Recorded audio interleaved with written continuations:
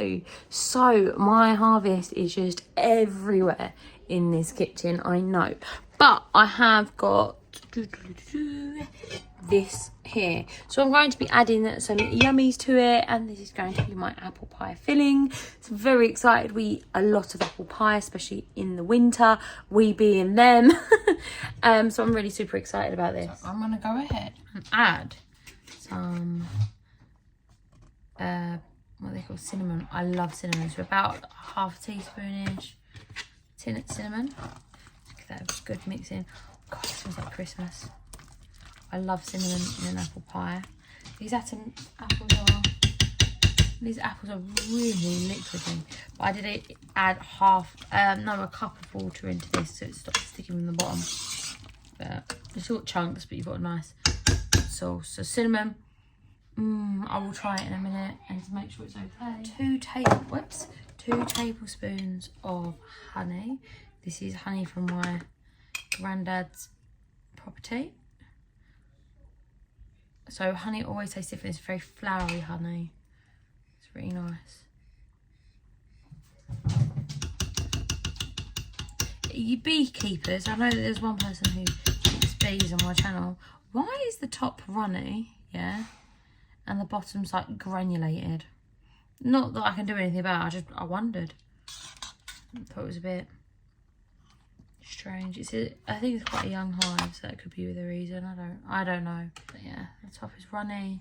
I like the top for like things like dribbling on toast, whereas the bottom I use for cooking. So I'm just gonna let that melt down a little bit and kind of incorporate into this. I don't want it to be too sweet, because obviously you're gonna serve it with custard or ice cream. You're gonna have like sweet pastry on top. So I'm gonna stick this in the freezer though. That's good. Actually, I might turn it off now because it's quite done. I'm gonna put that into the freezer bag and pop it in the freezer. I'm kind of going for that like little and often approach with the preserving of this harvest because there's just so much of it. I've got to string up all of my, so that's my cucumber. I'll string up all of my peppers. I've got loads of cucumbers. I've got loads of summer squash. I've still got tons of loads of apples left here to process, so I'm gonna go ahead and do that. So this time of year it kind of gets quite a bit, so I'm kind of just sticking it in the freezer. I will can it, I just won't can it now, so I'm gonna let it cool down. I'm gonna stick it in the freezer because if it's in the freezer I can worry about it another day, and I can take it out in a massive batch and just can it. I'll obviously heat it all the way through to frost it, or I might just put it in the freezer and have it as freezer in the pie in the freezer. But the thing is put things in the freezer, I don't tend to use them, but I might put it all in the freezer for now and then worry about that. I might even make some crumbles and put them in the freezer so that I can just pull them out, chuck them in, sort of thing. I haven't decided yet, but that might be a good idea. I'm gonna say put them in disposable trays, but I really hate using one sort of use items, so I'm just gonna go ahead and try to get as much as this process time. I sound really ungrateful, don't I? It is amazing to have this much. I'm really looking forward to having dried chilies and all that sort of stuff, but I have to say at the moment my favourite thing to grow at this very moment in time is winter squash, because winter squash is the most amazing storing method. You pop it in the sun for a little while, it hardens up, and then you stick it in a cupboard. But at the moment, I think that if you open any cupboard in this house, then a spaghetti squash will hit you. My cupboard, I leave everything open. But I thought I would share this with you, and I know that lots of you have got full-time jobs and are preserving.